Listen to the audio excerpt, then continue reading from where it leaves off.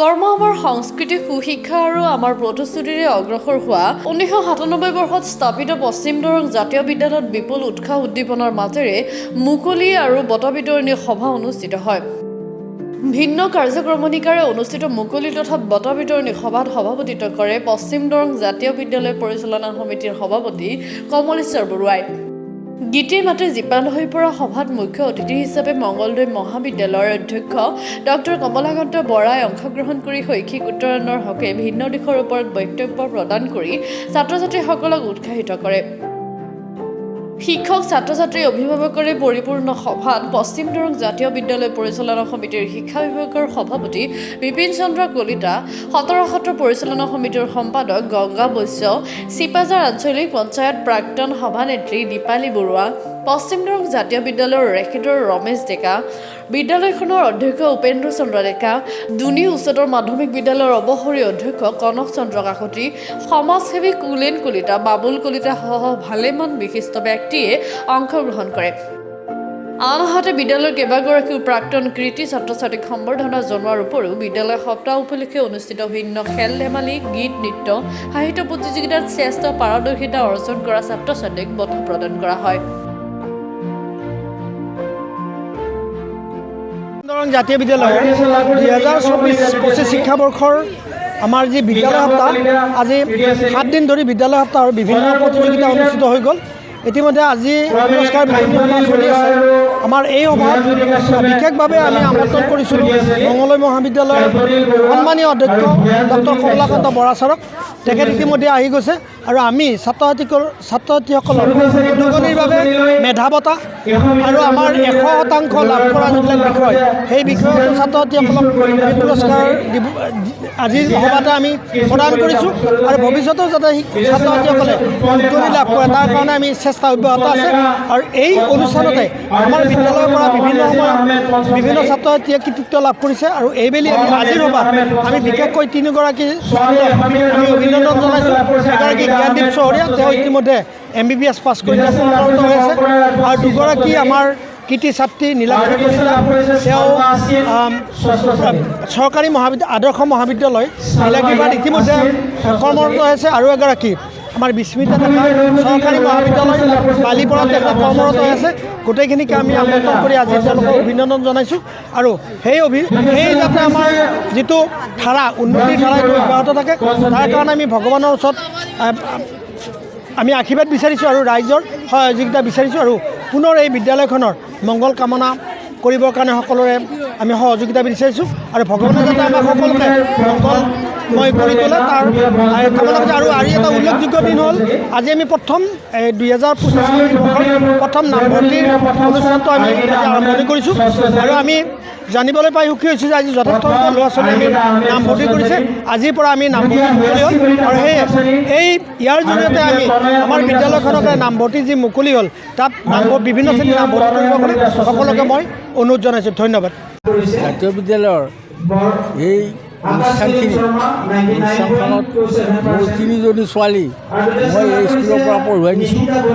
তাই ডাঙৰজনীয়ে বৰ্তমান তেজপুৰ বালিপাৰা মডাৰ্ণ কলেজৰ কৰ্মৰত সহকাৰী অধ্যাপিকা হিচাপে। গতিকে এই অনুষ্ঠানৰ উত্তৰ মই কামনা কৰিছোঁ। আজি আমাৰ পশ্চিম দৰং জাতীয় বিদ্যালয়ৰ বাৰ্ষিক বিদ্যালয় সপ্তাহৰ বঁটা বিতৰণী আৰু মুকলি সভা আছিলে। আমাৰ যোৱা এসপ্তাহ ধৰি বিদ্যালয়খনত আমাৰ বাৰ্ষিক যিখিনি অনুষ্ঠান আমাৰ গীত, মাত, নাটক, ক্ৰীড়া এই আটাইখিনি বিষয়ে সমাপন কৰা হৈছে। আৰু আজি মুকলি মিটিংখনত মংগলদৈ মহাবিদ্যালয়ৰ অধ্যক্ষ ডক্টৰ কমলা বৰা ডাঙৰীয়াক আমি বিশেষভাৱে ডক্টৰ বৰাই বৰ্তমানৰ ৰাষ্ট্ৰীয় শিক্ষানীতি সম্পৰ্কত অৰ্থাৎ NEP সম্পৰ্কত এটা সুন্দৰ যাৰ ফলত আমি আশা কৰিছোঁ যে আমাৰ শিক্ষক-শিক্ষয়িত্ৰী, আমাৰ সন্মানীয় অভিভাৱক আৰু আমাৰ মৰমৰ ছাত্ৰ-ছাত্ৰীসকল ডক্টৰ দ্বাৰা উপকৃত হ'ব। তেখেতে ৰাষ্ট্ৰীয় শিক্ষানীতি সম্পৰ্কত আৰু সমসাময়িক শিক্ষা ব্যৱস্থাৰ ওপৰত সুন্দৰ এটা বাক্য দাঙি ধৰি আমি খুব আনন্দিত হৈছোঁ। আৰু আপোনালোকে জানে যে এই এখন আজিৰ দিনটোত আগশাৰী বিদ্যালয় লাভ কৰিছে। আমাৰ বেটছে মেট্ৰিক পৰীক্ষা দিছে, এই আটাইখিনি 100% আৰু হায়াৰ ছেকেণ্ডেৰীৰো আমাৰ চূড়ান্ত পৰীক্ষা দি ওলাই গৈছে, তেওঁলোকে 100% ইয়াত উত্তীৰ্ণ হৈছে। খুব সফলভাৱে আমাৰ ছাত্ৰ ছাত্ৰীসকলে আগবাঢ়ি গৈছে। সংগীতৰ ক্ষেত্ৰত, ক্ৰীড়াৰ ক্ষেত্ৰত বা সাহিত্যৰ ক্ষেত্ৰত বিদ্যালয়খনৰ ছাত্ৰ ছাত্ৰীসকল আগবাঢ়ি গৈছে। ইয়াৰ মূলগত কাৰণ হৈছে যে ইয়াৰ শিক্ষক শিক্ষয়িত্ৰীসকলে একনিষ্ঠভাৱে ইয়াৰ সেৱা আগবঢ়াৰে ইয়াৰ এটা সমগ্ৰ পশ্চিম দৰঙৰ ৰাইজে এই বিদ্যালয়খনৰ মৰমৰ দৃষ্টিৰে চাই ইয়াত ছাত্ৰ ছাত্ৰীক প্ৰতিটো বছৰতে ইয়াত নামভৰ্তি কৰিছে। এইবাৰো আমাৰ নামভৰ্তি প্ৰক্ৰিয়া চলি আছে। মোৰ অধ্যক্ষ আৰু আমাৰ ৰেক্টৰ ডাঙৰীয়াই জনোৱা মতে এইবাৰো খুব আশাব্যঞ্জক নামভৰ্তি হৈছে। আমি আশা ৰাখোঁ যে নহয় সমগ্ৰ দৰং জিলা বা অসমৰ ভিতৰতে এটা সময়ত এই পশ্চিম দৰং জাতীয় বিদ্যালয়ে সুনাম কঢ়িয়াবলৈ সপ্তাহৰ মুকলি আৰু বঁটা বিতৰণী সভা, তাত মই মুখ্য অতিথি হিচাপে থাকিলোঁ। মুখ্য অতিথি বুলি মই নিজকে ভবা নাই, এইকাৰণে এই গোটেই অঞ্চলটোত মই আগতেও আহিছোঁ আৰু এইখন বিদ্যালয়ত মই ইয়াৰ আগতো এবাৰ আহিছোঁ। এটা সুন্দৰ পৰিৱেশ আৰু জাতীয় বিদ্যালয়ৰ যি আন্দোলন, জাতীয় বিদ্যালয় গঢ়াৰ যিটো আন্দোলন আছিল, সেই সময়ৰ পৰাই 1997 পৰাই পশ্চিম অঞ্চলত বিশেষকৈ এই জাতীয় বিদ্যালয়খনে এটা শিক্ষাৰ ক্ষেত্ৰত বৰঙণি যোগাই আহিছে।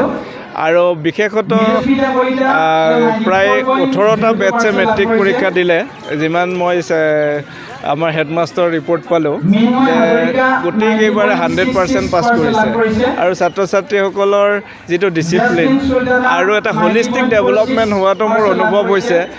ছাত্ৰ ছাত্ৰীসকলে জ্ঞান, নাচ আৰু তেওঁলোকৰ যি একাগ্ৰতা দেখিছোঁ, এইটো দেখি আপ্লুত হৈছোঁ। শিক্ষকসকলে তেওঁলোকৰ 100% দিছে বুলি মই এইকাৰণে ভাবিছোঁ যে এতিয়াৰ সময়ত যে 100% পাছ কৰোৱাটো বৰ সহজসাধ্য নহয়। আৰু তাতে ভাল নম্বৰেৰে ছাত্ৰ ছাত্ৰীসকল পাছ কৰি আহিছে। আৰু স্কুলখনৰ এটা পৰিৱেশ আছে, এইটো আজি নহয়, আগৰ পৰাই লাহে লাহে এতিয়াতো বাঢ়ি গৈ আছে তাৰ যিটো পৰিৱেশ, শৈক্ষিক পৰিৱেশটো বৰ ধুনীয়া। আৰু মই ইয়াত আহি আপ্লুত হৈছোঁ। অভিভাৱকসকলৰ যিটো সঁহাৰি, আজি সভাটো যথেষ্ট সংখ্যক অভিভাৱকক মই পালোঁ আৰু কেইবাগৰাকীও মোৰ প্ৰাক্তন ছাত্ৰ ছাত্ৰীও পালোঁ, যে তেওঁলোকক লগ পাই ভাল লাগিল। আৰু মোৰ মত বিনিময় কিছু কৰিলোঁ আৰু মোৰ মনত খেলাই থকা দুই এটা কথা শ্বেয়াৰ কৰিছোঁ। আৰু ভাবিছোঁ যে স্কুলখনে আৰু ভৱিষ্যতে আৰু বেছি উচ্চতাৰ শিখৰলৈ যাব। আৰু মই সদায় বিশ্বাস কৰোঁ যে success is not a destiny, it is a journey. গতিকে সেই বস্তুটো বিদ্যালয়খনে দেখুৱাই আহিছে আৰম্ভণিৰ পৰা আজিলৈ। যিটো মানে ধাৰাবাহিকতা ৰক্ষা কৰি তেওঁলোকে গুণগত শিক্ষা দি আহিছে, তাৰ কাৰণে মই সমূহ বিদ্যালয়ৰ শিক্ষক শিক্ষয়িত্ৰী, অধ্যক্ষ আৰু লগতে পৰিচালনা সমিতিক আৰু ইয়াৰ যিসকল ৰাইজ আছে, শুভাকাংক্ষী ৰাইজ, আটাইকে মই কৃতজ্ঞতা আৰু ধন্যবাদ জ্ঞাপন কৰিছোঁ। ছাত্ৰ ছাত্ৰীসকলৰ শৈক্ষিক উন্নয়ন কামনা কৰিছোঁ।